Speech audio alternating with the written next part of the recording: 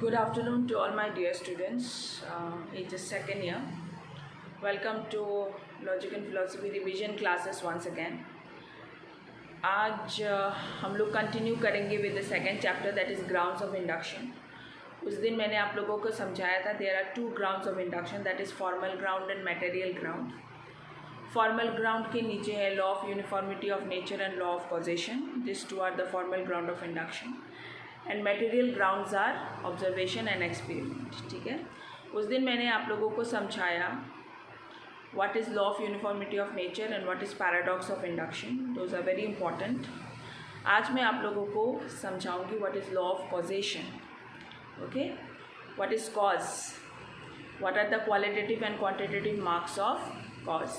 So सबसे पहले शुरू करते हैं. ओके, सो मैंने उससे भी पहले पॉइंट वाइज लिख के रखा है, आप एक बार देख लीजिए. ओके, हम लोग आज पढ़ेंगे law of causation, what is cause, qualitative and quantitative marks of cause. Qualitative marks are cause is relative to effect. Cause and effect are always in time. Cause is the antecedent and effect is the consequent. Cause is an invariable antecedent. Cause is unconditional. Cause is immediate. These are the qualitative marks of cause. Okay, सबसे पहले शुरू करते हैं law of causation से. What is law of causation? Law of causation is a formal ground of induction. ठीक है, law of causation का मतलब है whatever happens in this world has a cause. Without cause nothing happens. कुछ भी cause के बिना नहीं होता है. जो भी हो रहा है इस दुनिया में सबका एक cause है. ओके, आप लोग अपने आसपास देखें, अपने एनवायरनमेंट में देखें, अपने सोसाइटी में देखें, अपने लाइफ में देखें, ऐसा कुछ भी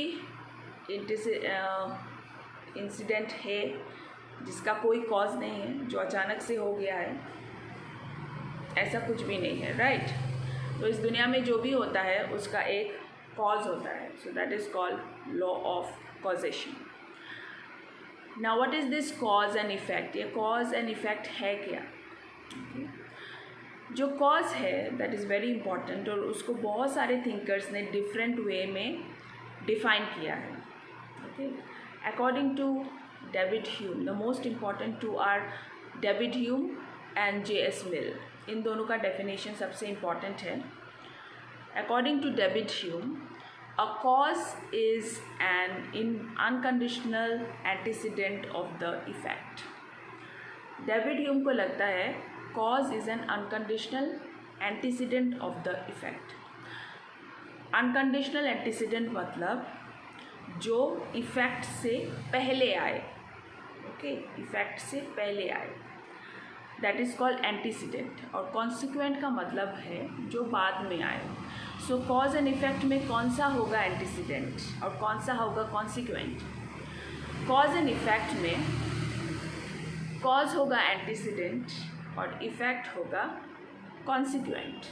okay, so according to David Hume, cause is the unconditional antecedent of the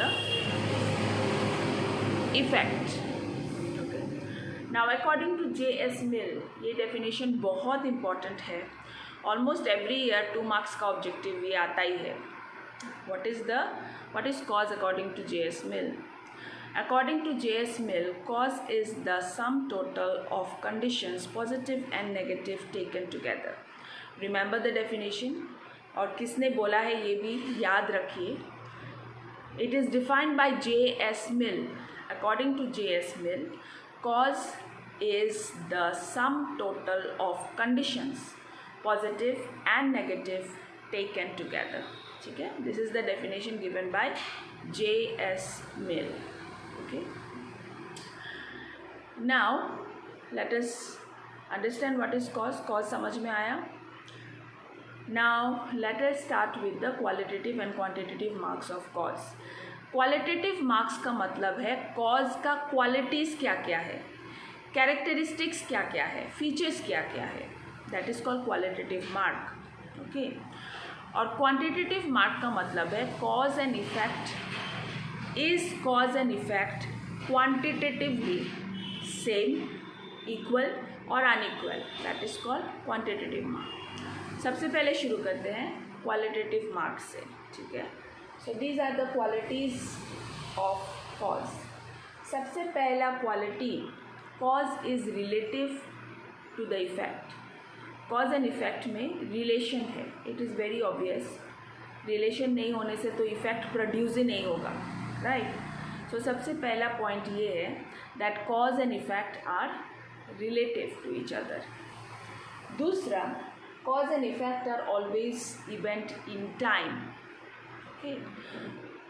cause and effect जो है वो हमेशा इवेंट्स इन टाइम है। एक पार्टिकुलर टाइम के अंदर अगर एक कॉज एक इफेक्ट को प्रोड्यूस करे तो फिर that cause is considered to be the cause of this effect. Like for example, the same example अगर मैं आप लोगों को दूँ, अगर आप लोग चाय बनाएं, ठीक है, so what is the cause of the tea? Water, then tea leaves, milk, sugar, fire are the cause of the tea. आज अगर आप लोग गैस में चाय चढ़ाएंगे तो क्या चाय जो है वो कल बनेगी? नहीं, right. Hardly 5 minutes then your tea is prepared, the effect that is the tea is prepared. So ये जो कॉज एंड इफेक्ट है चाय पत्ती और चाय का, कितना टाइम लगा? 5 minutes। सिमिलरली जितने भी कॉज इफेक्ट है इस दुनिया में उसका एक पार्टिकुलर टाइम है, उससे ज़्यादा एक्सीड नहीं करेगा, और अगर करता है तो फिर वो कॉज उस इफेक्ट का कॉज है ही नहीं। So cause and effect are always events in time, ठीक है, क्लियर। तीसरा, it is cause is the antecedent and effect is the consequent, जो मैंने थोड़ी देर पहले ही आप लोगों को समझाया है। एंटीसीडेंट का मतलब है जो पहले आए, ओके, एंड कॉन्सिक्वेंट का मतलब है जो बाद में आए। So here which one will be antecedent? Cause is the antecedent, and which one will be consequent? Effect will be the consequent or result. Clear? Next is cause is an invariable antecedent of the effect. Cause सिर्फ antecedent नहीं है, but it is an invariable antecedent. Okay, what is invariable?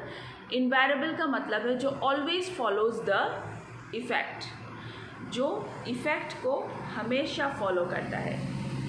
कभी कभी follow करेगा, कभी कभी नहीं करेगा, तो फिर वो कॉज नहीं होगा। अगर हमेशा फॉलो करे then only it is a cause. So cause is an invariable antecedent of the effect. Next, cause is an unconditional antecedent. शर्त नहीं रख सकता है कॉज, ओके, इफ़ेक्ट को प्रोड्यूस करने के लिए कि अगर ऐसा हुआ तो ही ये इफ़ेक्ट प्रोड्यूस होगा, अगर वैसा हुआ तो ही ये इफ़ेक्ट प्रोड्यूस होगा। No, it is unconditional, okay. अगर आप लोगों को वुडन टेबल बनाना है तो फिर वुड काट के ही वुडन टेबल बनेगा, प्लास्टिक लेके आने से वुडन टेबल नहीं बनेगा, ओके। लाइक दिस ओनली, किसी कॉज का जो इफ़ेक्ट होगा it is unconditional antecedent without any condition.